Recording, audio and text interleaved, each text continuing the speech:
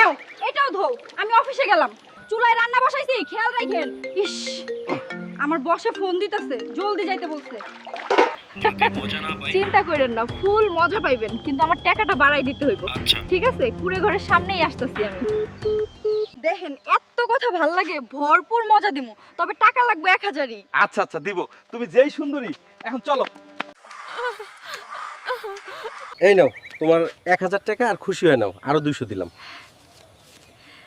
যাক, আবার কোনো সময় লাগলে জানাইয়েন। হ্যাঁ, এত কিছু কই থেকে কিনলে আর এত টাকা কই পাইলে? তোর তো সামর্থ্যই নাই, এগুলি আমার বস কিনা দিছে, তুই রান্না কর। বুঝলাম না, ও তো যায় অফিসে, কিন্তু এত কিছু কিভাবে কিনে আর এত টাকাই বা কোথায় পায়? না, এবার তো বিষয়টা দেখতেই হইব। সাদিয়া, এই সাদিয়া, কই তুমি? আমার বউকে ডাকছেন কেন? আর কে আপনি? আপনি এত শক্তিশালী আর আপনার বউ করে এসব ব্যবসা? জাগা, এখন ওরা ডাক দেন, আজকে 2000 দিব।